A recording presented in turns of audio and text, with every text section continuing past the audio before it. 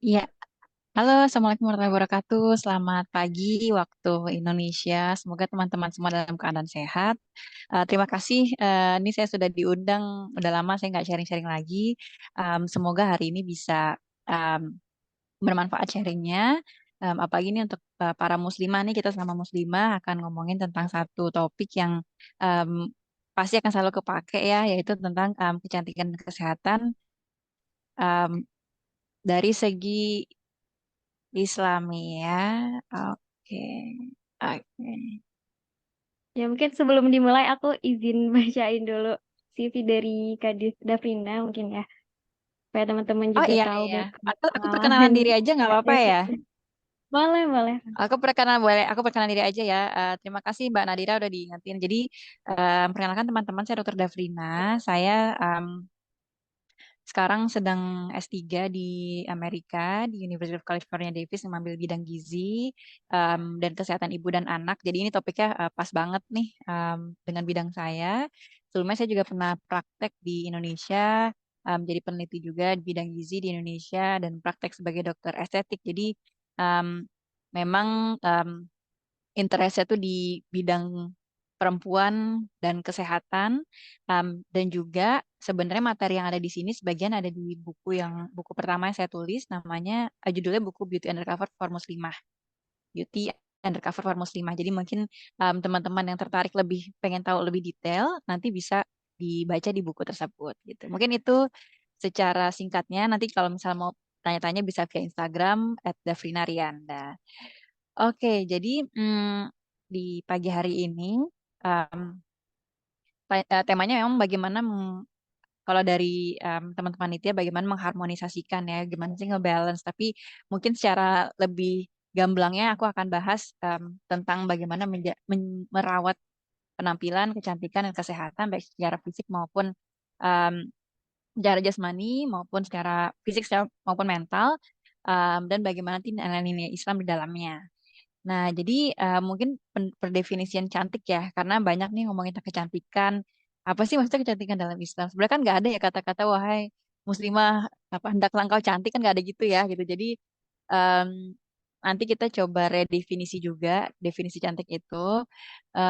Tapi yang paling pasti umum sih menurut aku dan mungkin teman-teman juga ya, cantik itu relatif ya. Jadi kadang-kadang kita lihat, ih ini cantik ya gitu. Ah enggak, menurut aku biasa aja. Terus habis itu jadi beda-beda. Nah, termasuk juga untuk diri kita sendiri. Jadi sebenarnya yang menentukan um, standar kecantikan itu adalah diri kita sendiri. Tapi nanti kita dalam menentukan standar itu kita kebentuk sama mungkin budaya-budaya yang ada gitu. Nah, yang paling penting adalah bagaimana kita bisa mendefinisikan sesuai dalam konteks Islam. Itu yang sebenarnya yang paling penting.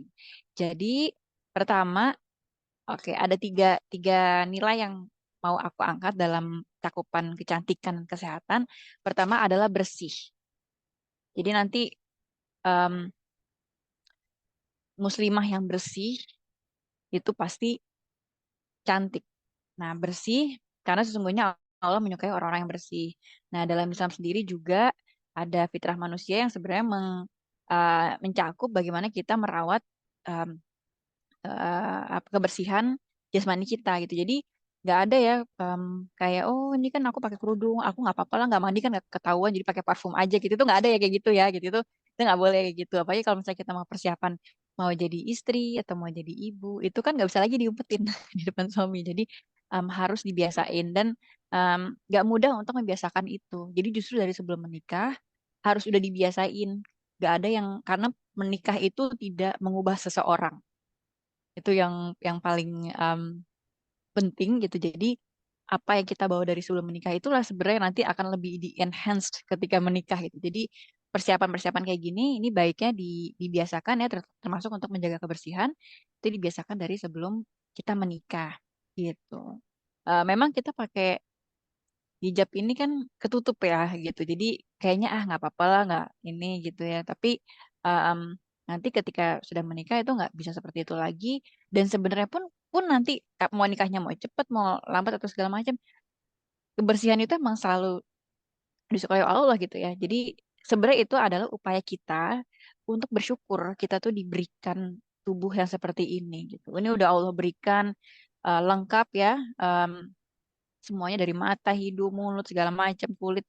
Itu kan bentuk syukurnya adalah kita merawat apa yang Allah berikan kepada kita gitu. Jadi bentuk syukurnya itu adalah dengan menjaga kebersihan. Yang kedua adalah nyaman dipandang. Nah, ini sesuai dengan hadis bahwa em, baik-baiknya perbendaharaan seorang laki yaitu istri salihah yang jika dipandang akan menyenangkannya. Jadi nggak perlu sebenarnya oh harus yang kulitnya tuh licin gitu ya nggak ada jerawat sama sekali karena pasti kan ada momennya muncul jerawat karena kan jerawat itu muncul karena em, perubahan hormonal. Nah, perubahan hormonal ini pasti akan terjadi di perempuan apalagi kalau kita nanti menstruasi gitu. Jadi em, kecantikan itu harus kita definisikan. Nyaman dipandangnya itu bukan harus tanpa jerawat, mulus kayak porselen, nyamuk datang langsung kepleset gitu ya kulit kita gitu. Itu nggak yang seperti itu, tapi bagaimana kita bisa merawat diri kita yang secara cukup aja gitu. Jadi nanti kalau dipandang akan menyenangkan, dah titik gitu. Jadi nggak perlu secara em, yang sempurna banget gitu, karena secara normalnya, naturalnya kita pasti akan jerawatan, pasti akan ada muncul flek-flek, kadang-kadang kulit kita menggelap, kadang-kadang cerah gitu. Jadi fluktuasi seperti itu normal, selama kita bisa ngerawat. Nah, yang ketiga itu adalah sehat. Nah, sehat ini bukan hanya sekedar sehat secara fisik, tapi juga sehat secara mental dan sosial. Kenapa sih sehat itu penting bagi seorang muslim dan muslimah? Karena dengan kita sehat, kita itu bisa bersemangat atas hal yang bermanfaat bagi kita. Kalau misalnya kita sakit aja, misal aku nih, aku kan di apa lagi di Amerika sekarang. Aku bawa dua anak aku ke sini. Kalau aku sakit kan aku untuk menuntaskan amanah sebagai seorang ibu merawat anak-anak kan jadi susah gitu. Jadi em, krusial sekali menjaga kesehatan supaya kita bisa melakukan kegiatan-kegiatan yang semoga dengan melakukan kegiatan itu Allah tambah sayang sama kita gitu. Jadi menjaga kesehatan itu artinya juga salah satu upaya supaya kita bisa lebih banyak ibadahnya, lebih banyak amalannya gitu. Jadi makanya em, gak Gak heran kalau mukmin yang kuat itu lebih baik dan lebih dicintai oleh Allah daripada mukmin yang lemah dan bersemangatlah atas hal-hal yang bermanfaat bagi kita. Dan untuk bersemangat ini kita butuh yang namanya kesehatan. Nah, kesehatan tadi aku sudah sedikit kita sudah sedikit sentuh ya. Ada secara fisik, ada secara mental atau jasmaniah maupun rohaniah. Nah, aku pertama mau masuk ke secara rohaniah dulu, secara sekilas. Jadi em, kalau apalagi di zaman sekarang ya mental itu sesuatu yang nggak bisa diabaikan ya kesehatan mental itu.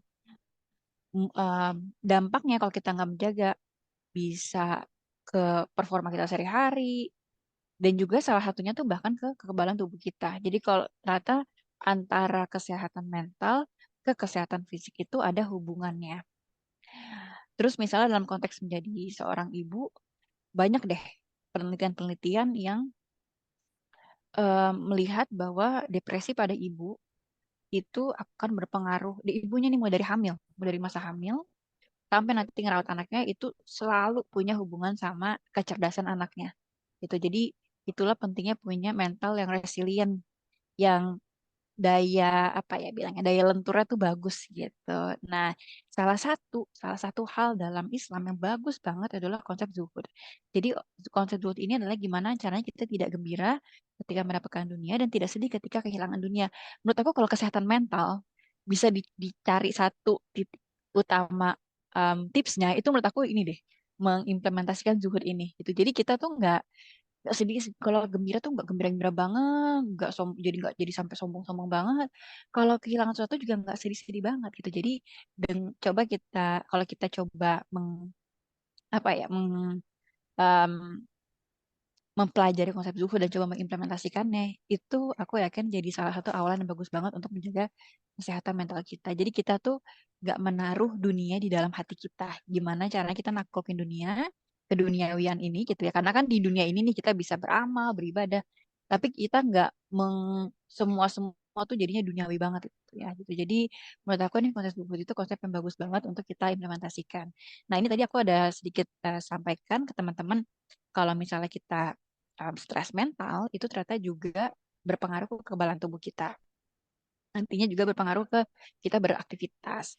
Nah, jadi ternyata yang lebih terpengaruh itu adalah kekebalan tubuh yang namanya kekebalan tubuh spesifik. Jadi kekebalan tubuh yang lebih pinter untuk mengenali em, organisme-organisme yang masuk ke dalam tubuh kita yang untuk melawan gitu. Jadi justru kekebalan tubuh yang penting ini malah yang kena ini sama em, stres mental ini gitu. Dan sebenarnya sih stres itu nggak apa-apa ya, nggak masalah. Karena kalau kita nggak ada stresor, kita nggak belajar. Misalnya kita mau ujian. Kalau nggak ada ujian, mungkin kita nggak belajar dan bisa lebih masuk gitu materi-materinya kan. Jadi tetap dibutuhin. Atau kalau dalam konteks nanti menjadi seorang ibu, kalau anaknya nggak nangis, kita nggak belajar untuk menangin anak. Nah, makanya sebenarnya itu wajar. Tapi ada stres yang perlu kita hindari. Seperti ini stresnya yang terus-terusan tidak tertangani, atau stres yang melebihi kemampuan kita untuk menghadapinya. Jadi itu dua jenis stres mental yang perlu kita waspadai. Nah, sekarang kita masuk ke kesehatan fisik. Em, jadi aku akan membahas tentang merawat diri.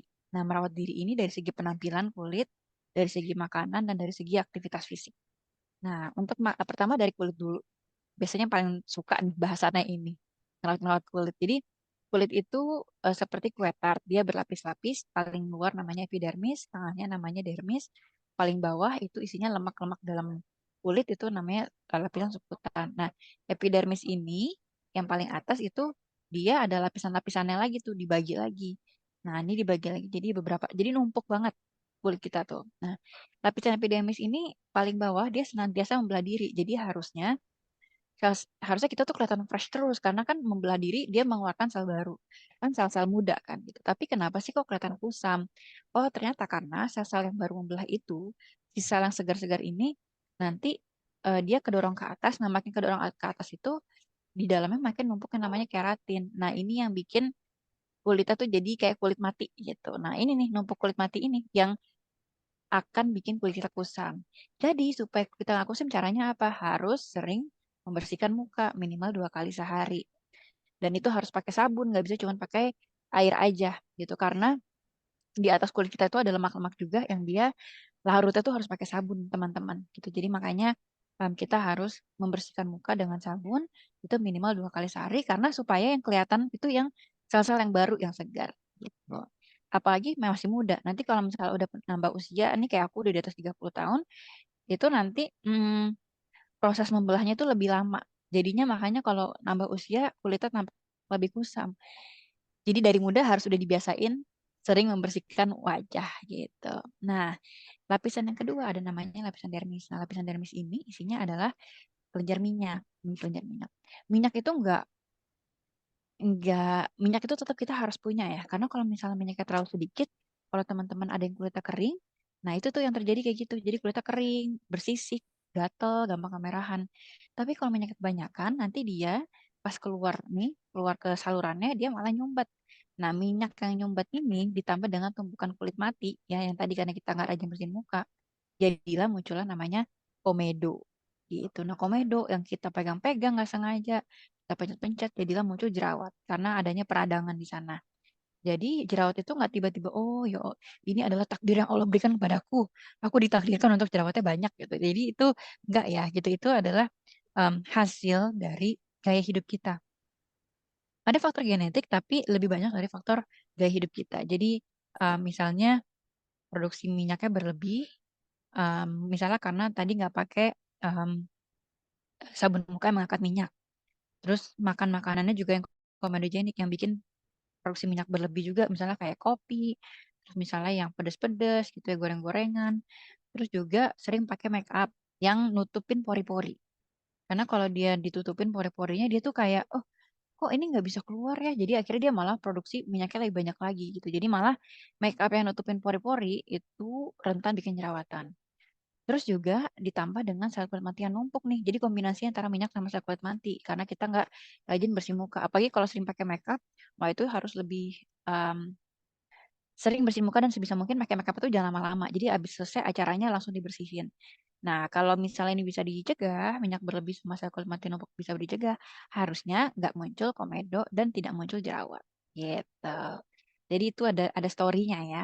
Nah, jadi gimana sih caranya kita untuk merawat tubuh kita, merawat kulit kita ya? 4 langkahnya ada membersihkan, melembabkan, melindungi, dan melepaskan. Langkah pertama selalu sebelum pakai apapun tuh harus dibersihin dulu. Ya ini masih konteks muka dulu. Jadi harus dibersihin dulu. Mau pakai serum kayak apa itu harus dibersihin dulu. Ngangkat dari debu, sel kulit mati tadi juga ya, terus minyak-minyak. Terus juga pakai kalau pagi hari atau kita masih beraktivitas di luar rumah, itu harus pakai yang namanya tabir surya untuk melindungi dari ultraviolet, sinar ultraviolet. Nah, sinar ultraviolet ini ada dua, namanya ultraviolet A dan ultraviolet B. Ultraviolet B yang bikin membakar, ultraviolet A yang menggelapkan. Jadi pilih tabir surya yang broadband, melindungi dari ultraviolet A, biasanya di tulisannya ada PA, dan melindungi dari ultraviolet B yang tulisannya ada SPF, gitu. Nah, biasanya juga di sunscreen atau tabir surya itu ada unsur pelembabnya juga gitu. Karena kan kalau di Indonesia kan udah humid ya. Cuman mungkin kadang-kadang ada yang kerjanya di bawah di dalam ruangan ber-AC gitu ya, gampang kering juga gitu. Jadi bisa pilih pelembab yang udah digabung aja sama tabir suryanya. Dan terakhir itu ngelupasin. Nah, ngelupasin ini biasanya ngelupasin apa sih? Ngelupasin jerawat, terus habis itu misalnya ada flek-flek. Tapi ini biasanya kita suka sebut namanya krim malam. Jadi krim malam itu tujuannya adalah untuk ngelupasin itu gitu. Lebih ngelupasin supaya sel-sel kulit matinya lebih cepat kebuang. Nah, tapi ini harus dengan resep dokter gitu. Nah, jadi langkahnya kalau pagi kita harus ngebersihin dulu. Idealnya pakai 3 langkah, pakai cleanser, sabun muka sama toner. Cleanser, terutama untuk teman-teman yang suka pakai makeup itu cleanser wajib deh pakai. Sabun muka itu yang udah wajib buat semuanya. Jadi mau itu suka pakai makeup maupun enggak, itu harus pakai facial wash. Facial washnya harus disesuaikan. Apakah kita kulitnya kering? Kalau kulitnya kering bisa pakai yang ada pelembabnya atau yang ada AHA-nya. Atau malah kita berminyak, kita bisa pakai yang ada tea tree oil misalnya atau ada karpol. Juga toner. Toner itu mengangkat minyak berlebih yang nggak keangkat dengan sabun muka. Nah, baru deh habis membersihkan dengan 3 langkah itu, baru kita pakai pelembab sama sunscreen. Nah, boleh nggak sih cuman pilih salah satu aja gitu? Paling nggak seminimal-minimal itu pakai sabun muka. Itu udah seminimal-minimalnya. Misalnya udah rajin pakai sabun muka, tapi masih jerawatan. Cek apakah sabun mukanya yang angkat minyak, dan cek apakah kita butuh toner untuk angkat minyak yang nggak keangkat pakai sabun muka. Nah, terus pas siang, itu harusnya kita sunscreen-nya kalau kita pakai yang standar SPF 30 itu kita harus ulang tiap 2 sampai 3 jam. Jadi biasanya pas sholat zuhur, nah itu kita ulang tuh pakai sunscreen lagi. Malamnya kita pakai pembersih lagi, tapi ini nggak perlu pakai sunscreen ya. Ini harusnya nggak ada pakai sunscreen. Boleh pakai krim malam atas dasar resep dokter gitu. Oke, tadi em, paketan tips untuk merawat muka. Nah, untuk rambut nih, rambut suka jadi problema juga bagi kita yang pakai jilbab. Kenapa? Karena kalau pakai kerudung, pakai jilbab ini kan kita ketutup. Nah, kalau ketutup ini, apalagi habis mandi, habis keramas, basah rambutnya ditutup. Wah, itu adalah demenannya jamur karena dia lembab. Nah, makanya kalau kena infeksi jamur, jadinya tuh kulit kepala gatel, gampang ketombean. Oleh karena itu, pastikan sebelum pakai jilbab itu rambut harus benar-benar kering. Terus harus keramas minimal per 2 atau 3 hari atau 2 sampai 3 kali per minggu. Kenapa? Karena di kulit kepala tuh sama kayak kulit di kita, kulit muka. Ada produksi minyak berlebihnya juga. Coba deh nggak keramas 4 hari aja. Kan pasti kayak kalau kalau kita pegang kulit kulit kepala kayak ih bau ya bau minyak gitu ya itu. Jadi apalagi minyaknya itu nanti dimakan bakteri nanti baunya jadi semua merebak teman-teman. Mungkin kita bisa tutupin pakai parfum tapi sebenarnya mungkin teman kita di sebelah tuh kecium loh baunya gitu loh. Jadi nanti jadi itulah sebenarnya pentingnya tetap keramas walaupun kita pakai apa jilbab ya gitu. Terus sisi rambut ya, sisi rambut ini juga ngebantu untuk ngangkat kulit-kulit mati di kepala dan juga kalau ngikat rambut teman-teman itu pilihnya yang kondisinya renggang. Jadi jangan karet nasi padang gitu dipakai ya gitu. Jadi itu bikin gampang rontok. Biasanya keluhannya suka ada yang rambutnya rontok. Nah, itu coba ganti ikat rambutnya pakai ikat rambut yang kayak fluffy gitu atau dijepit gitu. Pokoknya yang jangan terlalu ngikat aja gitu. Oke, sekarang kita masuk ke bagian kedua untuk kesehatan fisik yaitu makanan. Jadi asupan makanan bergizi ini untuk kekebalan tubuh iya, dan itu nggak cuman ini ya. Dulu kan oh minum redoxon beres gitu. Itu nggak gitu ya. Karena untuk kekebalan tubuh itu ternyata butuh lengkap vitamin C, vitamin D, butuh zinc, vitamin em, E juga gitu, protein. Jadi ternyata butuhnya lengkap. Terus juga mencegah mencegah penyakit-penyakit tidak menular yang sekarang makin di usia muda suka muncul. Dan yang terakhir adalah persiapan untuk menjadi ibu, karena sebelum menjadi ibu baiknya kita pastiin status gizinya itu normal dulu. Karena nanti kalau misal kurang gizi itu naikin berat badan anaknya tuh susah. Jadinya nanti berat badan anaknya kecil. Aku cerita itu di buku Trias Muslimatika, buku kedua aku. Itu buku untuk persiapan menjadi seorang ibu ya. Mungkin teman-teman bisa cek juga. Susah banget untuk naikin berat badan anak aku karena aku dulu underweight gitu. Jadi makanya status gizi ini harus diperbaikin.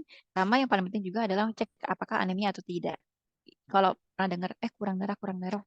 Nah, itulah gitu. Apa sih yang kurang sebenarnya di anemia? Yang kurang tuh ada namanya hemoglobin yang ada di sel darah merah.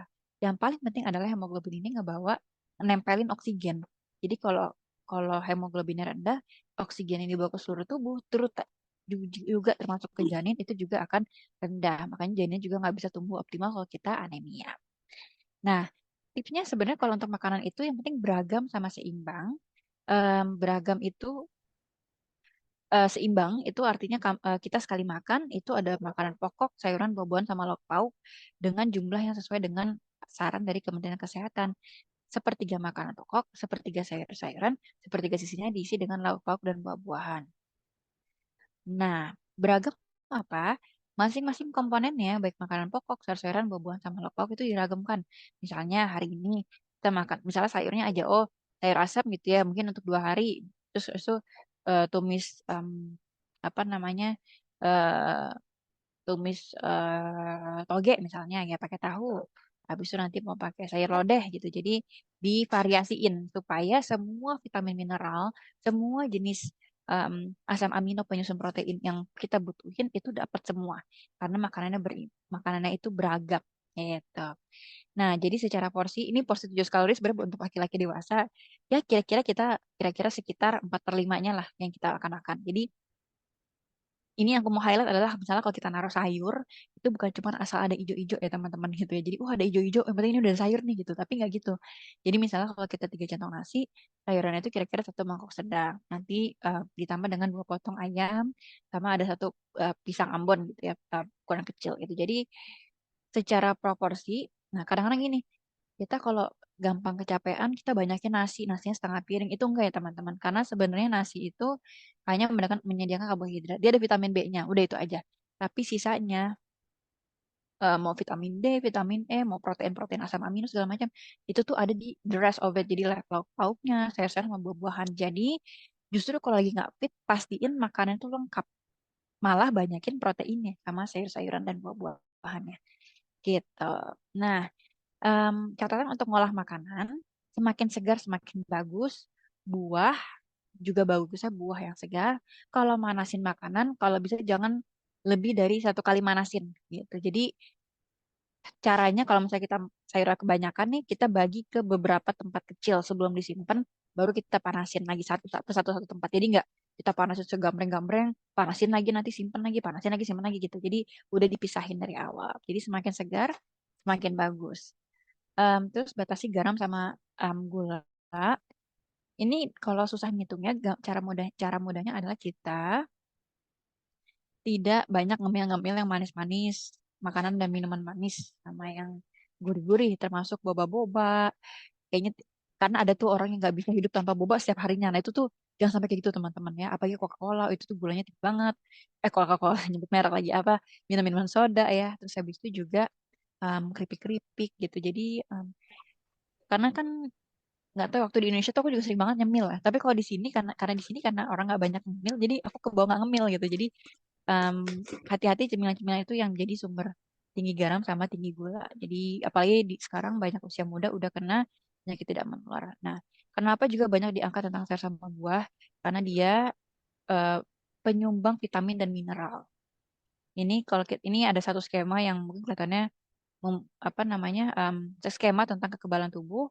Intinya adalah aku mau kasih lihat deh ini deh. Ternyata tuh banyak banget yang vitamin mineral tuh beragam banget yang dibutuhin. Vitamin A, vitamin D, vitamin C, vitamin E, folat, asam folat, B6, B12. Jadi butuh yang lengkap. Makanya keberagaman sayur sama buah di setiap kita makan itu penting. Nah, yang kedua juga untuk mencegah penyakit tidak menular. Jadi makanan yang sayur sama buah-buahan itu tinggi namanya kalium. Kalium itu dia melawan natrium yang biasanya tinggi di orang yang darah tinggi gitu. Jadi em, makanya disarankan makan sayur sama buah karena dia tinggi kalium atau potasium ya dalam bahasa Inggris, dan juga tinggi serat dan bagus untuk penyakit-penyakit metabolik seperti misalnya em, kencing manis juga apa namanya, kolesterol tinggi gitu. Terakhir tentang aktivitas. Nah, ini yang suka jadi PR nih teman-teman karena kapan gitu ya sibuk kayaknya. Aku tuh lebih sibuk daripada Raffi Ahmad gitu. Cuman emang harus. Jadi kalau misalnya justru kalau makin teman-teman sibuk, makin teman-teman tuh penting untuk menjaga aktivitas fisik. Aktivitas fisik yang paling sederhananya sarannya adalah 30 menit sehari, 5 kali 5 hari dalam seminggu sehingga totalnya 150 menit per minggu. Dan dia ini intensitasnya sedang. Artinya kalau misalnya kita udah, cara gampangnya, kalau kita udah selesai olahraga, ngomongnya tuh jadinya patahannya kayak apa namanya, patahan eh, kayak kata gitu. Aduh, capek banget gitu ya. Tapi kalau misalnya habis olahraga, aduh aku capek banget nih guys, capek banget nih. Nah, itu tuh berarti belum tuh gitu. Jadi intensitasnya sedang. Um, makanya nggak bisa cuman kayak bersih-bersih. Jadi karena juga banyak ditanya misalnya kayak bersih-bersih rumah tuh juga olahraga nggak sih? Sebenarnya itu bukan olahraga karena olahraga itu dia harus terstruktur. Bersih-bersih rumah itu aktivitas fisik, tapi dia bukan olahraga. Aktivitas fisik kalau mau bikin kita lebih melek pas segala macam itu bisa, tapi untuk olahraga yang menstimulasi um, pembuluh darah di otot-otot kita lebih bagus, jadi nggak gampang capek, lebih bugar, lebih melek segala macam, itu harus yang memang ya olahraga, entah itu jog. Ini disaraninnya adalah 30 menit sehari itu yang aktivitas aerobik intensitas sedang. Jadi aerobik itu kayak misalnya lari, jalan cepat, jogging, bersepeda gitu. Nah, kenapa penting banget? Karena gini, em, kalau misalnya kita itu nggak dipakai nih ototnya, kita cuma pakai otak. Kalau kalau otak kan semakin dipakai semakin pinter ya teman-teman. Nah ini sama otot juga. Otot semakin dipakai, dia tuh mikir, aku tuh sering banget ya dipakai gitu. Aku panggil deh pembuluh darah. Soalnya dia nih sering pakai aku gitu. Nah kayaknya nanti pembuluh darahnya lebih bagus di otot-otot kita. Jadinya ketika kita sekalinya harus beraktivitas lebih tinggi, misalnya jadi sering gendong anak, jadi harus apalah macam-macam lah, kalau udah punya anak tuh macam-macam kan yang dikerjain, belum lagi ternyata ngepel nyapu segala macam, itu tuh jadi lebih gampang capek teman-teman. Ini juga tips pribadi sebagai saya yang tinggal sendiri di sini bersama dua anak. Aku masak sendiri, nyapu, ngepel tuh semuanya sendiri, ngelondri, ngelipet-lipetin baju itu semuanya aku lakuin sendiri karena di sini nggak ada mbak, karena di Amerika itu jarang banget ada mbak. Jarang karena bayar mbak tuh mahal. Jadi em, dulu waktu di Indonesia aku jujur nggak udah kayaknya nggak pernah di olahraga tuh jarang banget. Tapi di sini mau nggak mau, kalau nggak olahraga itu jadinya gampang capek, bawa belanjaan kan semuanya harus sendiri gitu. Jadi dan emang aku berasa banget ini aku udah mulai rutin, lebih olahraga lebih rutin sekitar 3 minggu terakhir itu emang berasa banget bedanya. Dan teman-teman yang mau naikin berat badan olahraga, mau nurunin mau naikin dua-duanya pakai olahraga gitu. Oke, terakhir untuk aktivitas fisik aku closing dengan istirahat. Jadi istirahat itu tetap penting teman-teman. Kenapa? Karena pas istirahat ini sel-sel kita tuh lagi istilahnya kayak apa ya? Kayak lagi ngeriset ulang, terus lagi yang paling penting juga pas lagi tidur malam ini ada namanya hormon melatonin itu keluar. Itu salah satunya juga dia mirip kerjanya kayak anti radikal bebas gitu. Jadi sesibuk-sibuk teman-teman, jam 9 malam sampai jam 2 pagi itu blek dipakai untuk tidur. Jadi jangan kalau misalnya harus begadang, jangan dipepet sampai jam 12 malam. Sebaiknya kita tidur dulu jam 2 pagi baru bangun lagi. Biasanya yang suka susah tidur cepat kalau kita banyak megang handphone atau depan gadget, buka sosial media, nggak berhenti berhenti, pasti ntar tidur jadi malam. Jadi makanya kalau udah jelang mau tidur misalnya jam 8 malam itu harus udah stop tuh, jauhin gadget gitu supaya nanti bisa tidur on time, bangunnya juga on time. Oke, iya itu ya jazakumullah khair itu materi dari saya sebagai pembuka. Semoga bisa bermanfaat untuk teman-teman semua. Aku kembalikan ke Mbak MC. Assalamualaikum warahmatullahi wabarakatuh. Waalaikumsalam warahmatullahi Waalaikumsalam wabarakatuh. warahmatullahi Jazakallah. wabarakatuh. Iya. Jazakallahu khairan, khairan Kak Davrina. Nah, mungkin tadi udah banyak banget ya insight-insight dari Kak Davrina, mulai dari pendefinisian cantik sendiri yang akhirnya kita sama ratakan gitu bareng-bareng ya, mungkin dari kebersihannya, kesehatannya gitu. Terus ada konsep zuhud sendiri ya untuk membantu kita buat menjaga kesehatan mental, terus juga dijelaskan terkait kesehatan fisik nih udah lengkap banget dari kesehatan fisiknya ya terkait kesehatan kulitnya nih kita bahas-bahas untuk merawat diri kayak perskincarean terus perawatan rambut juga ada ya terus buat kita yang muslimah-muslimah menggunakan hijab ya sering ada permasalahan dengan rambut gitu ya. Jadi tahu nih gimana cara untuk mengatasi kalau ada masalah terkait rambut terus juga dijelasin nih terkait eh, kita sebagai perempuan seringkali banyak aktivitas yang tadi kata Kak Devria sempat disebut kita tuh lebih sibuk dari Raffi Ahmad mungkin ya. Jadi kita harus menjaga waktunya sendiri dengan aktivitas dengan olahraga. Terus jangan lupa yang paling penting walau udah ribet-ribet dan uh, cukup berat dengan olahraga gitu, kita juga tetap yang paling penting yang utama adalah beristirahat gitu. Nah, itu udah beberapa disampaikan ya pesan-pesan dan juga insight menarik dari Kak Davrinanya. Nah, ini mungkin aku mau ingetin juga sekali lagi, jangan lupa tadi tuh dicatat benar-benar ya, supaya nanti teman-teman bisa buat challenge pembuatan resume di IG-nya untuk mendapatkan door prize-nya. Nah, mungkin ini kita bakal masuk aja ke sesi tanya jawab. Nah, nanti sistemnya bakal ada live untuk Canva Live ya untuk menampilkan Q&A, tapi dari panitia sendiri juga akan mengutamakan bagi teman-teman yang ingin on mic ya boleh mungkin dari raise hand juga ya. Dari tadi ini udah banyak banget nih mulai dari kolom chat juga udah pada kepo-kepo nanyain terkait materinya. Ini mungkin aku open pertanyaan dulu ya untuk on mic dari udah ada 4 orang. Dari yang pertama mungkin dari Ayu Sadewi, apa bisa untuk on mic? Dipersilakan untuk memberikan pertanyaannya. Halo Teh, Assalamualaikum. Suara aku masuk. Waalaikumsalam, masuk masuk. Oke, ini langsung tanya ya. Iya boleh boleh Oke, dipersilakan dokter. Sebelumnya mohon maaf aku nggak bisa on cam. Bismillah, perkenalkan nama saya Ayu Sadewi.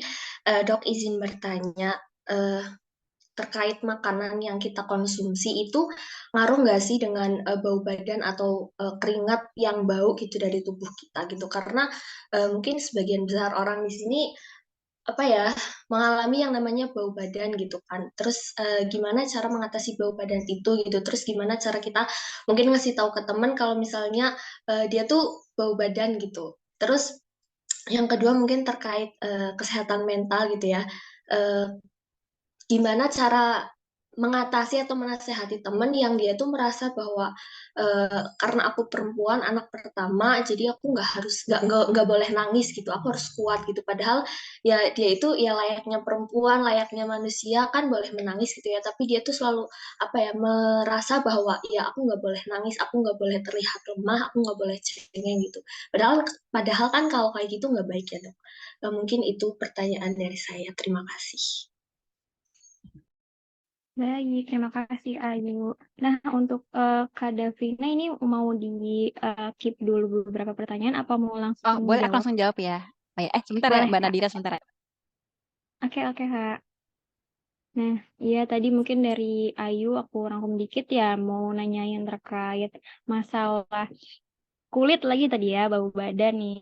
Bau badan gimana nih cara buat nanganinya sama tadi ada sedikit-dikit nyinggung terkait kesehatan mental beban berat si sulung gitu mungkin ya karena kan biasanya mungkin kalau kata orang-orang eh, anak pertama apalagi kalau perempuan tuh katanya waduh berat banget ya bebannya gitu.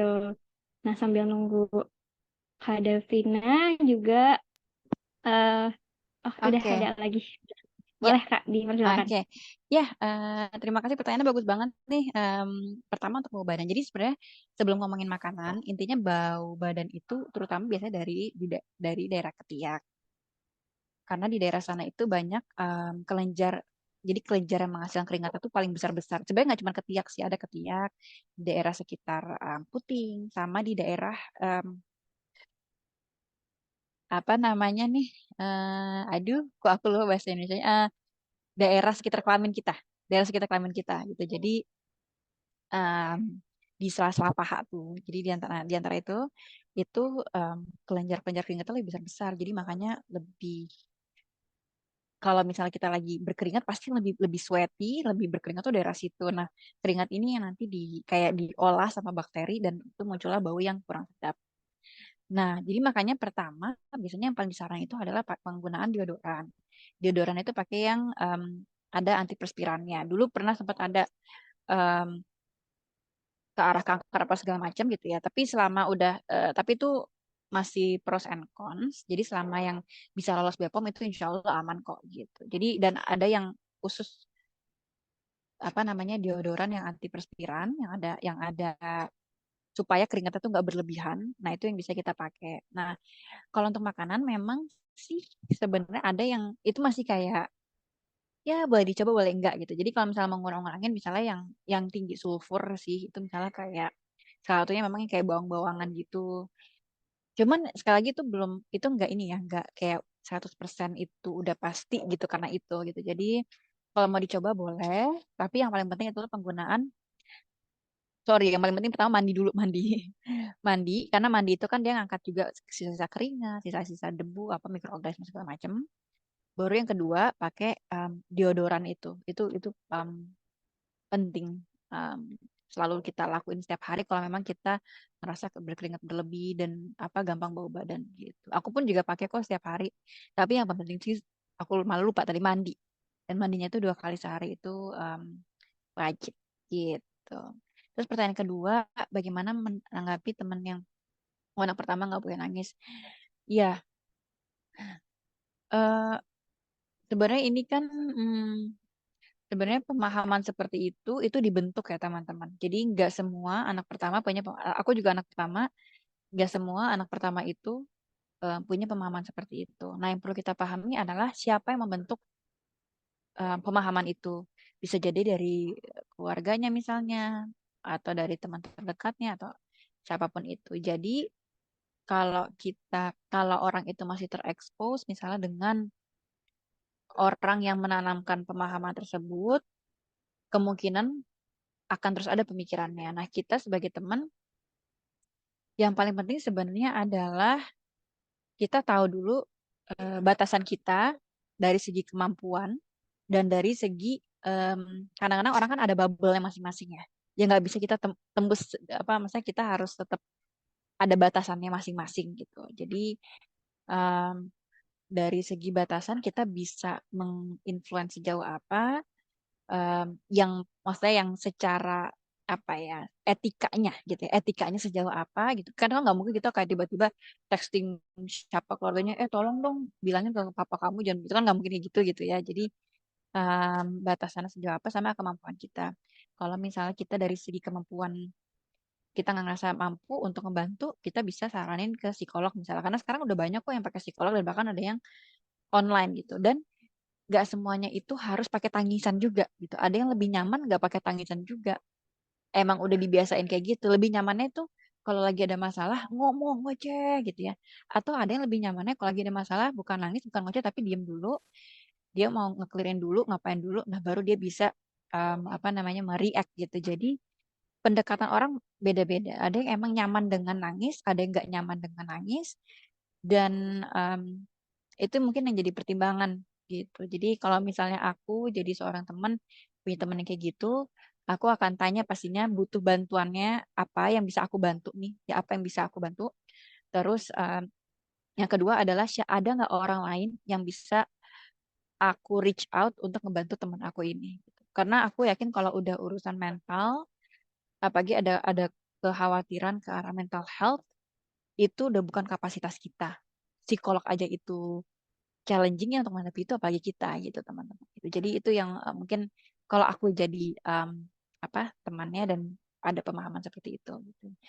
Kalau untuk diri sendiri yang mengalami mungkin juga teman jadi kalau misalnya diri sendiri mengalami sebenarnya sih mau nangis atau enggak. Kalau mau tergantung apa nyaman kita. Kalau misalnya mau nangis nyamannya mau nangis nangis nangis aja nangis nggak ada masalah nggak ada yang ngejudge mau nangis sendirian segala macam. Tapi kalau misalnya emang nyamannya nggak nangis ya udah nggak usah nangis juga gitu. Jadi senyamannya aja. Tapi yang paling penting kalau ada masalah Ini untuk tips untuk diri sendiri ya. Kalau tadi kan sebagai teman. Kalau buat diri sendiri, pertama lari dulu ke Allah. Karena kadang-kadang kita tuh udah nyari kayak aduh curhatnya ke siapa ya, tapi kita belum curhat ke Allah. Jadi curhat ke Allah dulu. Karena Allah tuh bisa menggerakkan hati orang-orang, membolak-bolakan hati. Jadi curhat dulu ke Allah, terus baru kita bisa cari teman curhat. Dan cari teman curhat ini gak harus teman, bisa orang tua. Aku lebih prefer sebenarnya keluarga, karena keluarga itu yang akan selalu bond sama kita gitu. Apalagi suami, apalagi misalnya ibu atau ayah. Em, dan mungkin ya yang terakhir, em, coba kita lebih banyak lariin juga ke ibadahnya. Karena aku juga kalau misalnya hati lagi nggak enak tuh, oh ini kayaknya aku sholat lagi sering telat-telat nih. Oh ini karena aku begini nih gitu. Jadi itu mungkin sedikit tips dari aku gitu. Semoga bisa menjawab ya. Makasih Makasih Kak. dok. Udah kayaknya gimana? Udah oke, udah aman ya. Lanjut ke pertanyaan berikutnya mungkin ya dari Husnul tadi yang udah sempat raise juga apa bisa on mic? Kalau bisa on cam juga sangat bisa. Nah, oke boleh dipersilakan. Assalamualaikum warahmatullahi wabarakatuh. Terima kasih kepada Kak Rinsi telah memberi kesempatan. Assalamualaikum Kakak Dr. Devrina Rianda. Saya penasaran mengenai peran Kakak. Saya tahu Kakak sebagai dokter, istri, dan ibu, dan sekarang mungkin lagi S3 ya. Kemudian saya penasaran bagaimana cara Kakak untuk bisa menyeimbangkan peran-peran tersebut. Dan apakah kakak dokter pernah ada merasa stres, apalagi tadi ceritanya ngurus rumah, ngurus anak, dan kadang juga laundry gitu ya, nyempet-nyempatin. Nah, itu pertanyaan dari saya. Terima kasih sebelumnya. Baik, terima kasih. Husnul mungkin boleh langsung Kak Davina dipersilakan. Oke, terima kasih pertanyaannya bagus banget juga nih. Jadi aku sebenarnya cerita lengkap di Trias Muslimatika, tapi di buku Trias Muslimatika bisa dicek di sana juga. Tapi mungkin aku 3 sih yang aku mau highlight ya. Pertama itu em, memang menjadi ibu yang cerdas itu memang wajib sih gitu ya. Maksudnya bukan cerdas tuh bukan kita harus kayak pinter IQ tinggi ya, tapi kayak strategis gitu teman-teman. Jadi misalnya kayak aku real aja nih, misalnya kayak aku harus lebih cerdas untuk ngebagi waktu misalnya, lebih disiplin iya, terus habis itu misalnya gini ya, strategi gitu. Jadi oh aku ini misalnya kayak apa ya? Hmm, soalnya banyak yang aku mikir tuh kayak baru baru baru setelah semuanya dia sendiri kayak oh ternyata bener emang harus harus cerdas-cerdas gitu ya. Misalnya kayak ngemasak aja. Aku harus pinter-pinter gimana caranya misalnya sekali masak aku bisa dapat semua protein sama sayur. Terus habis itu aku bisa meal plan, aku bisa cuman seminggu aku tuh masak sekali aja. Tapi nanti aku bisa nyetok buat seminggu gitu. Jadi itu kan harus pinter-pinter gitu. Nggak harus pinter IQ tapi kayak harus harus strategis gitu. Kalau kita nggak berpikir strategis, apa yang aku lakuin? Aku akan terus masak setiap hari. Yang mana pasti capek banget. Ya. Jadi terus aku misalnya ada kayak trik lain misalnya selain aku nge-meal plan, terus habis itu juga cara naruh jadwal, terus cara milih childcare buat anak aku, gimana caranya supaya dia bisa fit sama jadwal aku, harga bisa cocok, tapi secara jarak juga enak gitu. Jadi harus pinter-pinter nyari juga komunikasi dan bahasa Inggris segala macam. Jadi masih nggak perlu pinter tapi pinter-pinter ya, pinter-pinter dan strategi sih. Itu yang aku paling ngerasa penting. Gak gampang stres juga kalau misalnya lagi. Makanya berorganisasi itu menurut aku penting. Karena aku kepake banget waktu kuliah kan aku berorganisasi. Di sana aku belajar berstrategi, um, apa lebih resilient kalau misalnya ada challenge-challenge itu kayak lebih oh nggak apa-apa ini nanti yang penting bisa ditangani. Jadi harus ngebiasain diri tuh kayak berada dalam kondisi yang nggak nyaman gitu, supaya kita bisa belajar untuk melewati itu. Kalau kita nyaman terus di zona nyaman terus kita nggak akan belajar untuk um, berpikir strategis gitu. Nah, yang kedua itu memang tektok sama suami itu penting banget. Jadi goalnya itu harus sama. Susah kalau misalnya kayak beda goal ya. Jadi dari awal itu misalnya aku udah ada dari awal sebelum menikah tuh udah um, jadi pas masa menyampaikan CV gitu ya, itu juga udah dikasih tahu visi misi keluarganya gimana, apa ekspektasi dari seorang istri nanti misalnya, apa ekspektasi dari seorang suami, gimana nanti kita berkarya ke depannya itu harus diomongin dari awal. Kalau misalnya nggak satu perahu, nggak satu kecocokan itu susah. Jadi makanya di sini aku real aja misalnya dealnya misalnya gini, aku nggak perlu misalnya, jadi aku sama suami nggak perlu kita kontak-kontakan setiap hari intens, tapi yang penting misalnya dari suami mencukupi kebutuhan finansial. Kalau misalnya aku stres, suami selalu ready gitu ya kan. Aku pasti stres juga kan. Aduh gimana, aku stres mental juga ya. Nggak cuma fisik sih, tapi mental juga. Itu suami kan selalu ready gitu ya. Tapi aku juga nggak perlu banyak-banyak ngecek, kamu lagi di mana, kamu sama siapa, nggak gitu. Jadi deal-deal kayak gitu tuh udah harus di apa ya, harus satu perahu gitu. Gimana caranya kita tektokan. Kalau misalnya nanti nggak sama, misalnya kayak suami aku sibuk nih, suami aku kan politisi di Indonesia. Aku nanya, kamu di mana, kok kamu nggak ngelapor aku sih gitu. Terus kamu sama ini ya gitu. Wah itu nanti aku tambah lagi stres di sini kan. Udah mana sendiri ngurusin dua anak gitu kan. Tambah banyak kepikiran. Padahal sebenarnya nggak ngapa-ngapain nih suami aku gitu. Jadi kadang-kadang hal-hal yang stressful itu muncul dari diri kita sendiri. Dan tektok sama suami yang tektokannya enak gitu ya. Kalau tektokannya udah iya sekata, itu insya Allah sih mudah gitu ya. Dan yang terakhir memang banyak-banyak doa sih, karena aku sih banyak ngerasa ada aja jalan yang dibuka tuh karena Allah aja gitu ya. Pokoknya yang paling, ya mungkin aku sih kalau dari segi, ya pasti aku yakin teman-teman banyak yang lebih solihah juga gitu ya, karena kan semuanya masih sama-sama belajar ya. Tapi yang penting kayak jangan, ya pasti yang ibadah-ibadah wajib harus dijalanin ya. Pakai menutup aurat iya, misalnya tetap tetap tetap harus, karena kan juga di Amerika nih banyak juga yang mungkin nanti tertarik buka buka buka kerudung juga segala macam.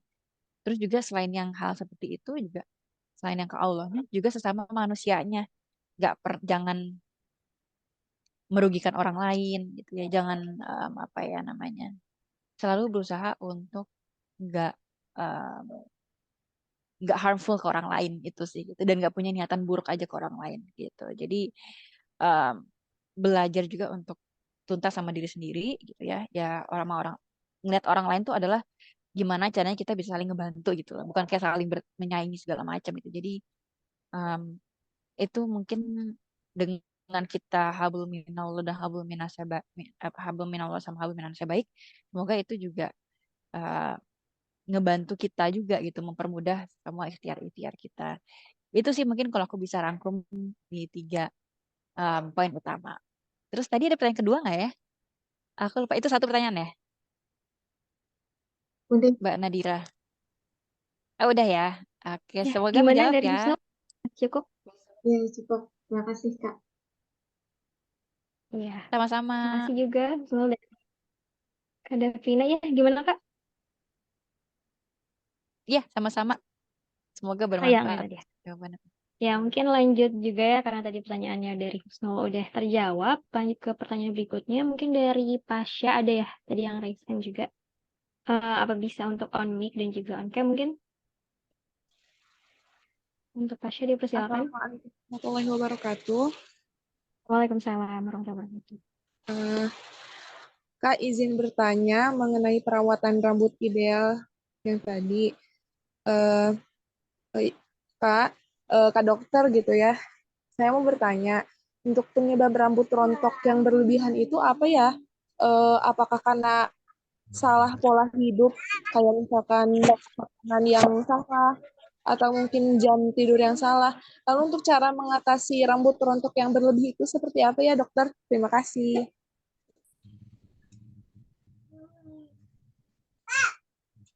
Baik, terima kasih dari Pasha. Boleh langsung Kak Davina untuk langsung jawab. Oke, terima kasih Bapak Syah. Maaf tadi pertanyaan yang pertama apa? Aku yang kedua ingat rambut rontok. Cuman yang pertama aku agak lupa. Mohon maaf. Masih sama mengenai rambut rontok. Lebih ke cara untuk mengatasi rambut rontok itu seperti Oke. apa? Dokter? Apakah harus dengan sampo yang mahal atau bagus? Seperti itu. Terima kasih. Yang kedua bedanya yang sama yang kedua pertanyaannya. Eh, Sama dokter, saya cuma Oh, bertanya sama. satu. Oke.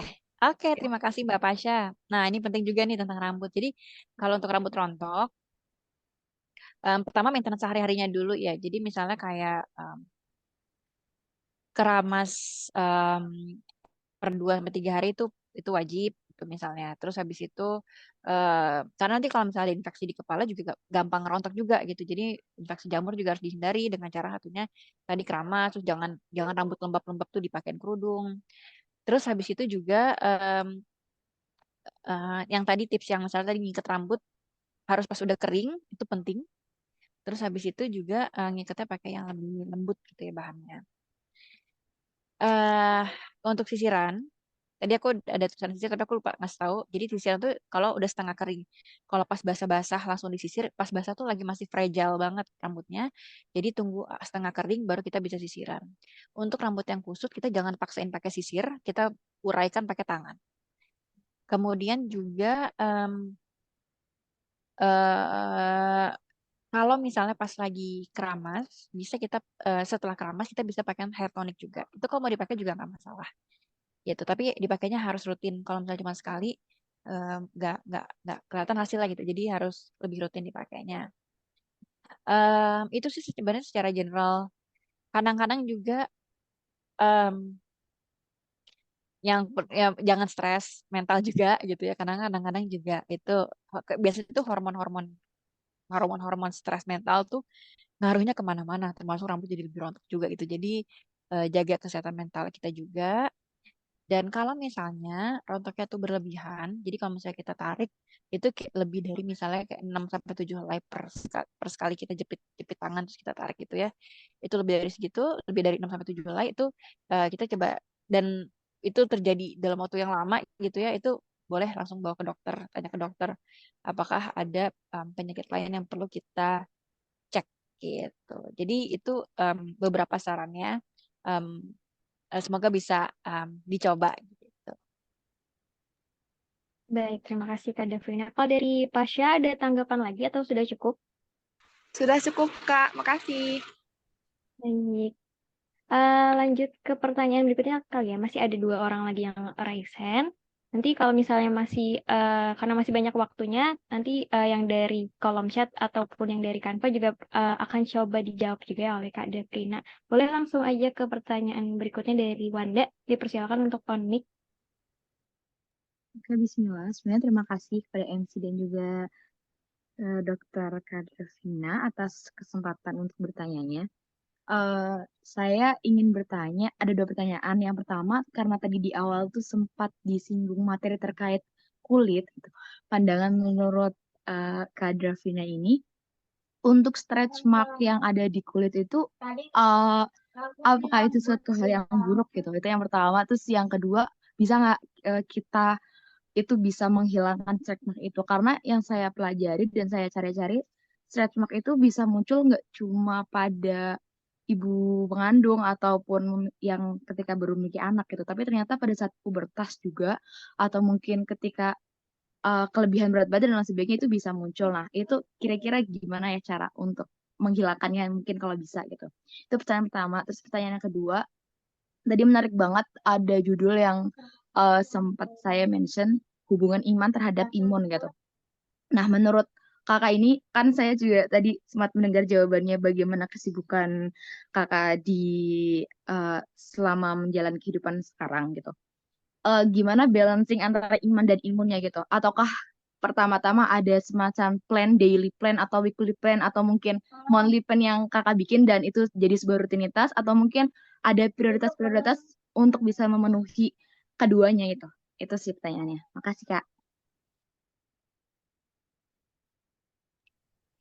Oke, boleh langsung dijawab mungkin dari Kak Davina. Oke, pertanyaan bagus banget. Jadi stretch mark itu bener banget penyebabnya bisa macam-macam. Bisa karena ada growth spurt. Jadi kita lagi masa pubertas ada growth spurt. Jadi dia nambah tinggi secara cepat. Jadi ngeregang gitu kulitnya. Bisa karena tadi ada penambahan berat badan. Yang paling pasti berasa itu pas lagi hamil. Karena kan pasti tuh mau nggak mau pasti agak melar gitu ya kulitnya gitu. Jadi em, kalau yang memang pubertas segala sebenarnya sebenarnya sih itu stretch marks nggak masalah ya gitu ya nggak ada sebenarnya terapi yang di klinik estetik yang bisa dilakuin boleh boleh dicoba gitu ya ada yang nanti dipakai kayak ada Demerol segala macam itu boleh dicoba, tapi sebenarnya bukan suatu penyakit lah gitu. Nah, yang aku mau tambahin aja kalau misalnya hamil, karena kan ini bisa diprediksi ya kondisinya gitu. Jadi kalau mulai dari pas hamil itu kan kulitnya meregang, pasti itu gatal. Stretch mark itu akan lebih muncul kalau kita sering garuk-garukin kulitnya. Makanya caranya, jadi ini juga tipe-tipe kulit beda-beda. Ada yang gampang muncul stretch mark, ada yang enggak. Makanya pas lagi udah mulai meregang gitu, ada krim stretch mark itu dipakai mulai dari awal hamil. Jangan pas muncul stretch mark. Kalau stretch marknya udah putih itu yang udah susah untuk di apa-apain. Jadi yang masih bisa diapa-apain itu justru yang masih agak merah gitu. Nah, mumpung stretch marknya belum muncul atau mumpung masih merah itu dipakein tuh si krimnya itu gitu. Isinya glycolic acid. Itu salah satu tipsnya. Nah, untuk pertanyaan kedua tentang iman sama imun, memang challenging. Jadi intinya sih pertama aku untuk secara mungkin aku bahas dua ya, secara mental dan gimana caranya ngejaga ibadah dan amalan ibadah bagi di US ini agak challenging juga. Jadi kalau dari secara mental menjaga kesehatan mental aku juga di sini banyak kebantu sama hmm, eh, tetap berkontak sama orang-orang em, Indonesia dan termasuk dan terutama suami gitu dan keluarga sih itu penting karena kalau di US secara spesifik kan memang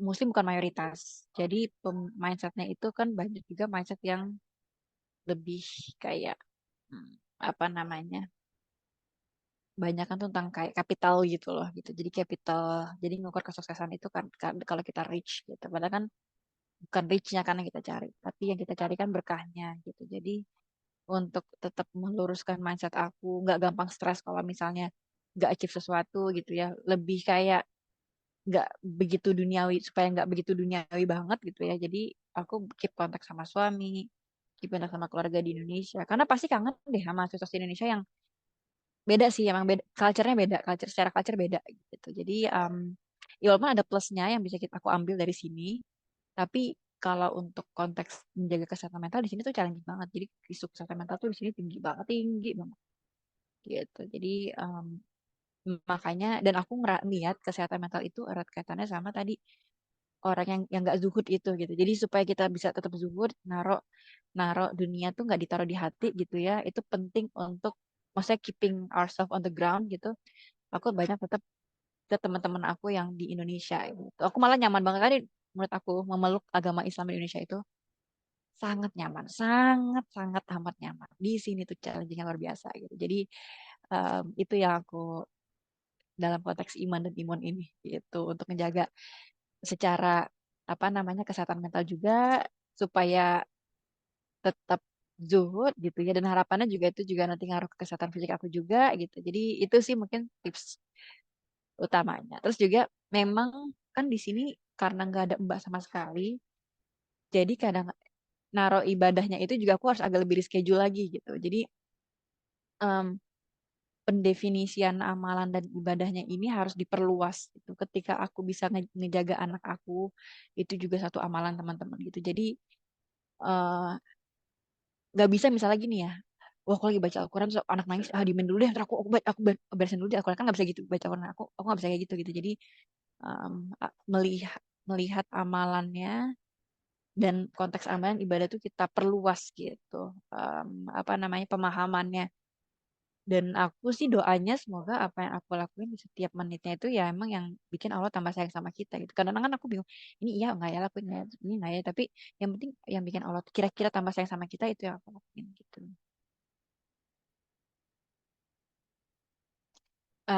Tadi itu pertanyaannya semoga udah dua ya, udah aku jawab ya. Semoga apa menjawab ya. Aku sama-sama belajar juga. Jadi terima kasih juga udah nanya tentang hal ini. Semoga kita bisa terus sama-sama belajar. Ya, baik. Terima kasih Kak Davrina. Kalau dari penanya, tadi ada tanggapan lagi kah? Atau sudah cukup? Insya Allah terima kasih buat jawabannya Kak. Cuma tadi aku sempat agak masih belum tenang dengan pertanyaan. Berarti statement itu bisa jadi kayak permanen dan nggak bisa balik lagi gitu ya Kak? Betul. Kalau udah Oh. putih biasanya udah permanen. Biasanya kalau misalnya ke klinik estetik ada dia beberapa terapi yang lebih invasif, entah itu di laser, entah itu di roller gitu ya. Tapi itu juga takes time. Jadi baiknya sih memang kita luruskan dulu mindset bahwa stretch mark itu nggak masalah gitu. Itu yang dan itu normal kan. Sebenarnya itu kan normal ya gitu ada gitu. Jadi itu. Tapi kalau misalnya ada beberapa hal yang bisa kita cegah, misalnya pas lagi hamil, dari awal tuh aku rajin banget tuh pakai krim krim anti stretch mark. Emang soalnya kan dia tuh nggak boleh, jadi gatal tuh nggak boleh digaruk itu pasti. Dan naruh pelembab si glycolic acid itu supaya dia juga nggak gatal. Gitu. Jadi itu tips yang semoga bisa kita lakuin. Jadi mencegah muncul stretch mark juga. Gitu. Atau kalaupun muncul nggak banyak. Oke, baik. Terima kasih banyak Jessica Khair, Kak. Oke, sudah terjawab ya pertanyaan dari Anda. Mungkin langsung lanjut lagi ke ada 2 orang lagi yang lagi raise hand. Dari Zulhani, dipersilakan. Baik, Kalau apakah kita juga suaraku on cam ya, supaya bisa spotlight terdengar? bareng. Terdengar Zulhani? Maaf, Bisa belum on bisa cam? on cam ya Kak, soalnya kendala sinyal. Oh, boleh dipersilakan aja. Ya, terima kasih KMC sudah memberikan kesempatan untuk bertanya. Di sini aku ingin bertanya ke Kak Davina, ini sebagai perempuan yang memiliki 3 peran, yaitu mahasiswa, istri, bahkan ibu juga. Aku ingin bertanya Kak terkait tips untuk tetap termotivasi sebagai perempuan untuk terus belajar dan melanjutkan pendidikan itu gimana sih Kak? Itu aja. Terima kasih. Ini dipersilakan Kak Davina. Bagus banget pertanyaannya. Pertama-tama, pendidikan tinggi. Kalau aku pendapat aku pribadi ya, mengambil pendidikan sejauh apa itu kontekstual. Jadi seminimal-minimalnya, kalau aku boleh saranin itu S1. Karena pas S1 itu kita nggak cuma belajar tentang bidang spesifik, tapi juga belajar berpikir kritis juga sih. Itu yang kalau boleh real-real ya kayak gitu. Jadi kalau misalnya belajar diskusi kritis segala macam, itu dapat pas S1. Tapi kalau untuk lanjut ke S2, S3, aku nggak nge-push setiap perempuan harus ngelakuin itu gitu. Jadi itu opsional. Kalau suka jalanin, kalau nggak merasa bidangnya nggak perlu berpendidik S2 S3 terus juga nggak masalah. Kayak contoh aja nggak harus perempuan deh. Laki-laki aja misalnya suami aku dia politisi dia nggak butuh S3 gitu. Jadi nggak semua orang butuh S3 misalnya atau mungkin nggak semua orang butuh S2 gitu. Nah, yang paling penting adalah aku rephrase sedikit pertanyaan. Ini pertanyaan bagus banget. Gimana cara kita tetap terus mau belajar memperbaiki diri? Mengembangkan potensi-potensi kita. Itu menurut aku yang paling penting gitu. Mengembangkan potensi gak cuma dari segi pendidikan, bisa dari pengabdian masyarakat, bisa dari kita aktif di komunitas. Jadi gimana caranya kita tuh jadi selalu pribadi yang selalu merasa bodoh. Kalau teman-teman pernah dengar Steve Jobs, almarhum, jadi gimana caranya kita itu tetap merasa bodoh dan kita tetap merasa mau terus belajar memperbaiki diri kita sampai the very best version of ourselves, bukan orang lain tapi dari ourselves. Nah, untuk melatih ini memang pertama lingkungan itu ngaruh banget dan pola pikir bahwa kita tetap harus terus mengembangkan diri, harus terus coba terus jadi the very best version of ourselves itu dibentuk aku kalau boleh kita buka kayaknya pas S1 deh teman. S1 tuh masa-masa kita ngebentuk mungkin karena dia juga masa transisi ya dari remaja sampai ke dewasa muda gitu. Jadi itu benar-benar masa-masa aja kita jati diri kita.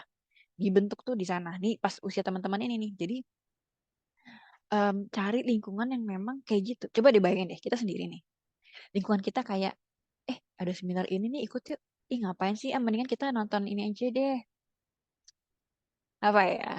Kayak New Jeans gitu. Ada muncul nih video baru gitu. Itu kan beda ya teman-teman. Tapi kalau bayangin kalau lingkungan teman-temannya kayak, ini ada seminar ini, ikut yuk. Tahu nggak sih ini ada juga loh nih ada program inkubator baru dari bla bla. Boleh banget tuh yuk mau nggak bikin satu tim. Itu kan beda banget ya. Jadi apa namanya nge-pushnya tuh arahnya kemana tuh beda banget. Dan itu aku rasain pas SMA, pas kuliah. Karena aku berada di circle yang berbeda. Pernah kayak berpindah circle dan emang totally different influence gitu. Dan yang ngebentuk aku sampai kayak gini juga aku boleh kalau boleh aku ini juga pasti dari teman-teman aku waktu jadi S1 jadi pas nyari lingkungan itu nah pas masa pun nanti habis udah lulus ketika habis nanti nikah, siapa yang paling dekat sama kita? Pasti suami kita. Jadi cari suami yang memang juga punya mindset ke arah itu juga. Jadi kalau mau tumbuh tuh tumbuhnya bareng-bareng. Ada satu kata-kata dari suami aku yang juga aku selalu sampai sampai sekarang, kalau kamu berhenti dengan apa yang kamu lakuin dan kamu perjuangin, aku juga akan berhenti. Jadi punya punya pasangan yang memang seritme. Dan tadi kan aku sempat nyinggung dikit ya, kalau kita berhenti untuk memperjuangin apa yang mau kita perjuangin, cari apa yang perlu kita perjuangin. Kalau kita cuma ngelakuin itu for ourselves, aku rasa itu gampang banget berhenti. Kita nggak dapat likes banyak, kita nggak dapat komen banyak. Nggak ada yang nggak ada yang dengerin aku nih, nggak ada yang aware sama aku nih. Tapi kalau kita lakuin itu, cause-nya adalah untuk orang lain, untuk for the sake of humanity atau community. Aku yakin teman-teman nggak bakal berhenti sampai masalah itu selesai. Masalah nggak akan pernah selesai. Kesehatan ibu sama anak aja. Stunting beres nih, rate anemia naik. Jadi selalu ada cause yang bisa kita perjuangin. Nah, masalahnya memindahkan motivasi dari self-centris ke apa ya, lebih kayak ke community centris itu yang pindahinnya itu susah. Cari panggilan hatinya kapan? Balik lagi pas masa S1. Itu aku nemuin callings untuk gerak nggak cuma untuk diri sendiri, tapi geraknya itu justru rootnya tuh dari luar gitu ya, ngelihat isu di luar itu nemuin panggilan itu pas lagi masa-masa S1. Jadi teman-teman mumpung S1 buka mata, buka hati, buka telinga semuanya boleh misalnya mau sekali ya nonton apa BTS segala macam ya boleh, tapi banyak deh terjun ke lapangan, ke masyarakat, lihat langsung isu-isu dan itu hal yang nggak bisa kita asah secara cepat. Soft skill, hard skill itu gampang, tapi panggilan hati, callings itu tuh hal yang nggak bisa kita buat-buat gitu. Dan callings itu yang bikin kita nanti akan nggak pernah berhenti untuk be the very best version of ourselves gitu. Itu mungkin semoga bisa menjawab ya. Baik, terima kasih Kak Davina. Dari yang penanyanya, bagaimana? Apakah sudah terjawab atau ada tanggapan lagi? Sudah terjawab, Kak. Terima kasih banyak. Baik, terima kasih juga. Lanjut lagi ke satu orang yang raise hand, dari Lala. Mungkin boleh on mic dan on cam untuk Halo, mengajukan Assalamualaikum. pertanyaannya. Sebelumnya, Waalaikumsalam. sebelumnya mohon maaf ya Kak, belum bisa on cam. Selamat siang, dokter. Izin bertanya. Em, Tadi sebenarnya sempat lihat ada gambar yang, waktu tidur tuh sebaiknya dari jam 9 sampai jam 2 dan seterusnya ada waktu-waktu efektif gitu.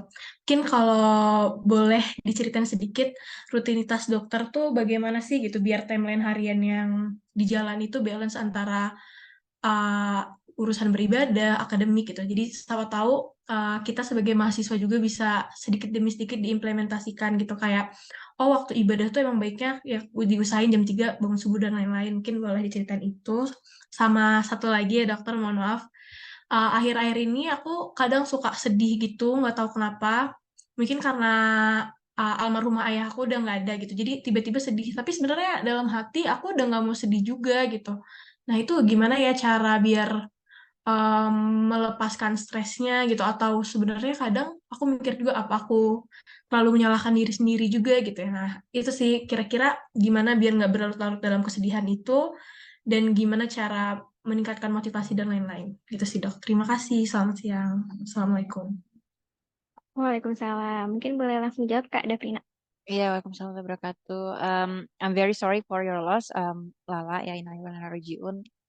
Tapi aku itu nggak mudah sih, nggak mudah untuk siapapun. Jadi aku, maksudnya Lala menceritakan itu juga dengan, ya kayaknya penuh ketegaran sih, banyak ketegaran di sana gitu ya. Tapi aku mungkin jawab pertanyaan yang kedua dulu. Em, apa ya? Tuntasin grievingnya gitu ya, apa bahasanya ya. Jadi kalau kita berduka, jangan ditahan-tahan, tuntasin aja semua apa namanya kedukaannya gitu. Kalau mau nangis nangis, nangis nangisnya. Kalau mau cerita cerita seluas-luasnya gitu ya. Jadi em, biar kita em, grievingnya itu nggak ditahan-tahan. Aku ada jadi nyaranin drama Korea nih. Kalau misalnya nonton apa namanya Hometown Cha-Cha-Cha, itu bagus banget. Salah satu yang banyak ngomongin tentang grieving. Jadi menurut aku itu salah itu banyak life lessonnya dan salah satunya adalah gimana cara kita kayak kalau udah lagi grieving ya udah kita berduka duka aja. Yang mau aku tekenin adalah Lala nggak perlu kita semua nggak cuma Lala aja nggak perlu sungkan untuk reach out ke psikolog atau kayak ke apa namanya ahli expert yang kita bisa bercerita. Karena kadang-kadang kita nggak pernah ngerasa aman untuk cerita ke orang lain ya, even itu ke ibu kita atau ke teman kita. Psikolog menerima cerita kita itu dalam konteks profesionalisme. Kalau ada konteks profesionalisme, kalau itu nggak bakal dibuka. Kalau itu dibuka pasti dia akan dipidanakan gitu ya atau diperdatakan. Jadi ada hukumannya lah gitu. Jadi aku sangat menyarankan kalau misalnya ini ke psikolog itu apa namanya boleh dicoba deh gitu. Aku lihat kayak di di universitas aku itu mental health resource-nya itu sangat diaktifasi dan itu tuh di-announce di mana-mana gitu karena memang kan isu mental health di sini kan banyak diangkat ya karena memang gitu banyak banyak banyak lah kasus-kasusnya gitu ya jadi dan mungkin karena faktor kalau kita ada lari ke Allahnya gitu ya kalau ini kadang-kadang juga nggak ada lari ke Tuhannya gitu jadi lebih challenging lagi nah em, dan aku lihat tuh itu dipakai banget gitu jadi aku mikir kayak em, buat teman-teman yang di Indonesia juga sama bisa melakukan hal yang sama reach out ke psikolog aku sama suami aku bahkan waktu mau lahiran itu ada kayak mau lahiran anak yang kedua itu kan kalau kita mau lahiran itu jadi aku tuh lahiran anak kedua itu em, PBAC namanya jadi vaginal birth atau jadi aku anak pertama sesar anak kedua lahirnya persalinan pervaginam ya dan aku mau namanya gentle birth itu tuh lahiran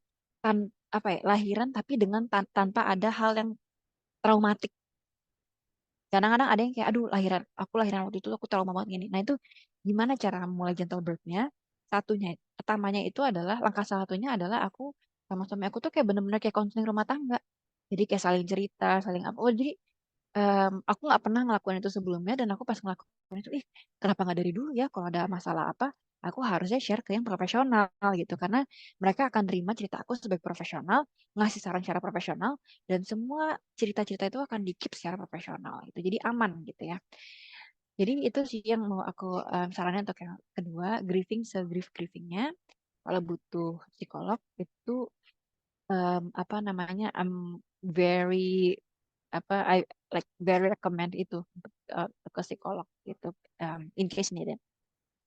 Terus pertanyaan yang pertama, aku jadi dulu pertanyaan pertama. Pertanyaan pertama adalah tentang hmm,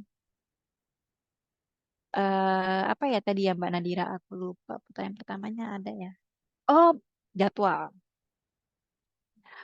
Kalau jadwal, kalau konteks waktu kuliah, aku jujur waktu konteks kuliah masih organisasi sama akademis, aku ngerasa ngebagi waktu sama ibadah tuh lebih gampang.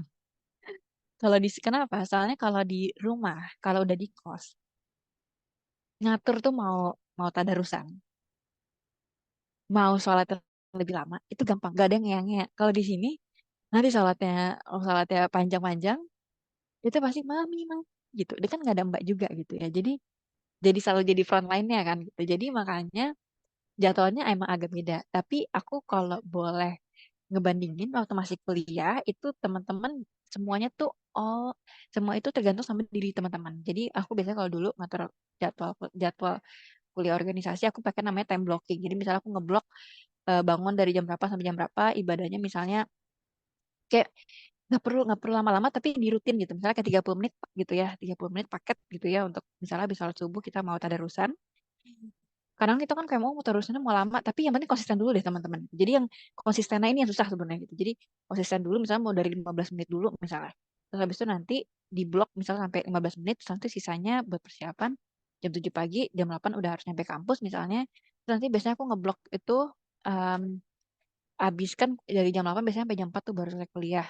Nah, dari jam 4 sampai jam 6 itu jamnya organisasi, jam 6 sampai 7 jamnya sosialisasi, termasuk juga nanti kan ibadah apa sholat jamaah gitu kan. Terus habis itu nanti dari jam 7 sampai jam 8 itu biasa aku makannya sama temen sahabat-sahabat aku, jadi ada sosialis juga. Atau kalau misalnya ada PR itu aku ngeblok dari jam 7 sampai jam 10.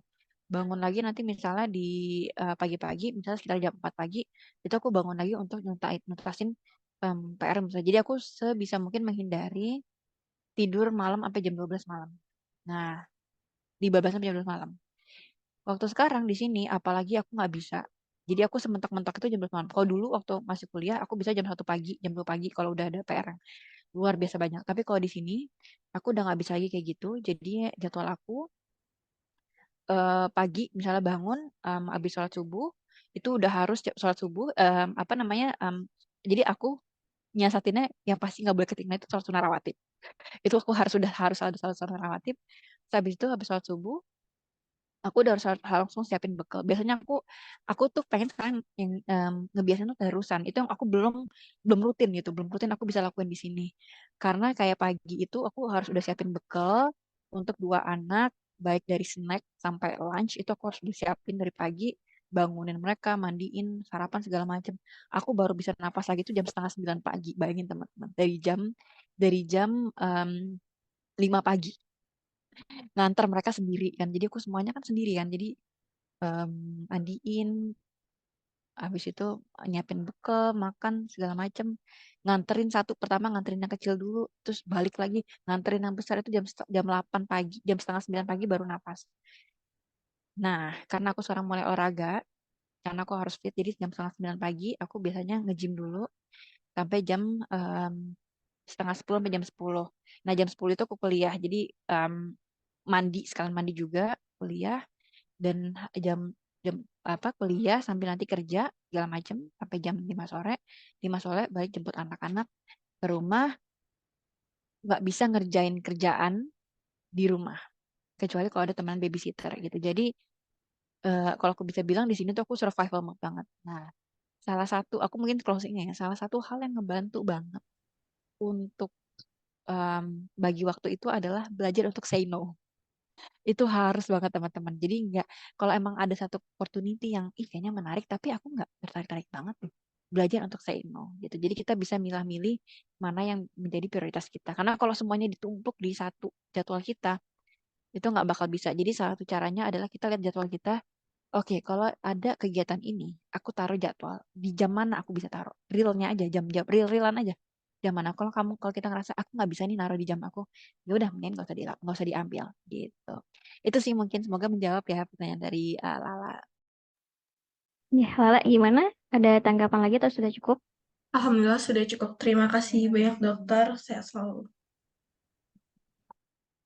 Baik, Gala. terima kasih Mbak Nadia dan Kak Devrina. Nah, mungkin karena ini batas waktu sesi tanya jawab sampai 10.45, ini emang cukup banyak ya yang bertanya-tanya baik di kolom chat sampai ke Canva lainnya. Aku batasin pilih satu dari chat sama satu dari Canva Live mungkin ya untuk perwakilan. Nah, ini dari kolom chat sendiri ada satu ya ditanya, eh, kalau Dok izin bertanya nih, gimana kalau yang senang nyemil tapi asin-asin? Kira-kira apa pilihan yang lebih sehat? Lalu ada yang kedua pertanyaannya terkait olahraga. Waktu olahraga terbaik untuk anak sekolah itu di jam berapa dan berapa kali sepekan gitu Dok? Itu mungkin dari yang kolom Mm-mm, chat nanti Canva Live akan di-share screen mungkin ya untuk pertanyaannya. mm-mm. Boleh langsung dijawab Kak? Oke, jadi kalau untuk cemilan yang asin tapi sehat, sebenarnya oke.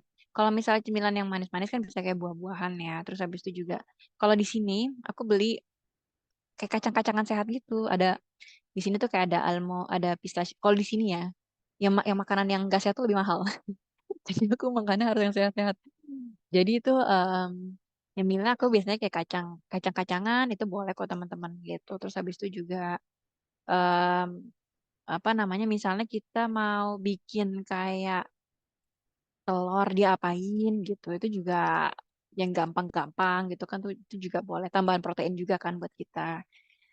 Terus juga misalnya intinya sih jangan keripik-keripik sih teman-teman, chips-chips gitu tuh jangan gitu. Aku apa ya? Biasanya aku kacang-kacangan sih. Itu yang cemilan yang paling yang asin, tapi juga dan kacang-kacangan macam-macam ya jenisnya gitu kan. Jadi itu yang bisa di dipakai gitu. Terus tadi telur. Misalnya kalau misalnya hamil tuh kayak tambahan makanannya tuh misalnya kayak ada kayak gado-gado gitu. Tapi yang nggak full portion. Jadi em, yang porsinya kayak lebih kecil gitu ya, tapi dia tetap nggak yang kayak chips gitu atau kayak biskuit-biskuit yang memang dia banyak trans fatnya. Terus untuk jadwal olahraga anak, kalau olahraga anak anak itu agak tricky. Jadi dia itu sistem olahraganya adalah memperbanyak aktivitas fisik, gitu. Jadi dia agak beda sama kita yang kita harus olahraga 30 menit sehari segala macam. Jadi dia tuh semakin banyak aktivitas fisik dengan bermain sama teman-teman. Nah, itu udah cukup. Apalagi kalau dia jadi kalau misalnya kayak aturan gadget yang kalau udah anak di atas usia 2 tahun, selama itu dimegang gadget, selama itu pula dia harus beraktivitas fisik gitu. Jadi beraktivitas aja anak itu kayak main apa segala macam itu yang main non gadget. Terus abis itu kayak misalnya ada kayak apa, kelasnya ada kegiatan olahraga sekolah gitu ya. Jadi hal kayak gitu sih yang bisa diikutin karena dia agak beda sama apa namanya kita. Kecuali kalau anaknya dalam rencana mau nurunin berat badan, kalau misalnya kayak ada obesitas pada anak, nah itu memang dia diprogramin. Tapi kalau sisanya itu memperbanyak aktivitas fisik aja gitu. Mungkin itu Mbak Nadira. Ya, baik, Kak Davina. Ini sebenarnya masih ada lagi pertanyaan. Mungkin aku coba bacain dari kolom chat. Tadi masih berkaitan sama aktivitas fisik. Mungkin ada 2 pertanyaan ini sebenarnya. Yang pertama, apa bedanya aktivitas fisik sama olahraga gitu? Karena kan tadi yang udah disampaikan, kalau banyak aktivitas tapi masih tetap butuh olahraga gitu. Lalu yang kedua ini terkait makanan gitu. Apakah nugget atau makanan yang dianggap ultra processed food yang kita bikin sendiri ini tetap tidak baik karena bukan real food? Itu ada 2 pertanyaan itu, Betul, Dok. ya. Yang kedua itu tidak sehat, ultra proses itu tidak pernah sehat. Kalau tulisannya nggak ada pengawet, coba aja cek garamnya. Biasanya garamnya tinggi karena garam itu yang dipakai buat ngebantu ngawetin. Jadi ultra processed food itu tidak pernah sehat. Terus yang kedua, pertanyaan pertamanya, beda olahraga itu dia lebih repetitif, lebih sistematis, lebih menggunakan otot secara berulang gitu. Jadi memang beda sih sama aktivitas fisik yang kayak nggak struktural ya. Misalnya kayak nyapu, ngepel itu kan kita menggerakkan otot tapi dia nggak repetitif berulang dan nggak terfokus ototnya misalnya gitu ya. Jadi itu sih, terutama misalnya untuk aerobik ya, karena aerobik itu dia kan untuk kesehatan jantung paru juga gitu, kardio ya. Jadi gerakan-gerakan repetitif kecil yang berulang, apalagi dia di maintain 30 menit kan, itu kan hal itu nggak didapetin dengan nyapu ngepel biasa. Jadi kegiatan repetitif berulang itu yang mengundang pembuluh darah. Mengundang pembuluh darahnya itu tuh yang butuh kondisi namanya kekurangan oksigen pada otot. Nah, dengan cara repetitif-repetitif itu. Jadi ngerepetitif otot dan kondisi kekurangan oksigen itu yang mancing pembuluh darah lebih banyak datang dan itu nggak terjadi pada kondisi aktivitas fisik biasa non olahraga seperti misalnya beberes rumah. Ya. Baik, jazakallah khairan. Oke, terima kasih Kak Davina. Ini sebenarnya masih banyak banget ya yang diajuin pertanyaannya lewat kolom chat dan juga Canva Live. Namun sayangnya kita ada keterbatasan waktu. Nah, kalau masih ada yang ingin ditanyakan dari teman-teman, mungkin nanti bisa reach out aja langsung ke Kak Davina ya melalui sosial medianya. Itu bisa ditanya-tanya di sana. Terus juga bisa juga mungkin dapat ilmunya dari buku Kak Davina yang tadi udah ditulis tuh yang Beauty Newspaper for Muslimah ya, itu mungkin lebih dibahas lebih lengkapnya di sana, jadi teman-teman juga bisa dicek aja di sana. Dan itu tuh udah di taruh juga nama IG-nya Davrina Rianda, bisa dicek aja kalau teman-teman masih ada pertanyaan. Nah, karena udah ada keterbatasan waktu juga, terakhir banget nih aku pengen dengar mungkin dari Kak Davrina, mungkin ada closing statement atau ada pesan-pesan yang disampaikan buat calon-calon ibu idaman yang ada di sini nih gitu. Boleh Kak, dipersilakan. Apa ya closing statementnya, teman-teman ya semoga materinya bermanfaat. Terus lagi terima kasih panitia udah mengundang. Sekali lagi teman-teman, kalau untuk mendefinisikan cantik itu kita balik lagi ya bagaimana kita menjaga kebersihan, bagaimana kita nyaman dipandang, terus juga bagaimana kita sehat secara fisik dan secara mental. Dan mental ini juga jangan lupa ya, itu jadi salah satu hal yang utama walaupun nggak kelihatan gitu ya, tapi itu yang apalagi kalau nanti menjadi seorang ibu itu mental kita tuh akan dilatih sekali. Jadi kita harus belajar supaya lebih resilient, belajar untuk juga bisa nyari tempat safe zone kita curhatnya ke siapa gitu. Jadi semoga hal-hal itu bisa membuat kita menjalani peran sebagai seorang istri, ibu dan juga peran-peran lainnya sebagai muslimah berdaya dengan lebih optimal gitu. Terima kasih Mbak Nadira, mungkin itu closing statement dari aku. Assalamualaikum warahmatullahi Iya, wabarakatuh. baik.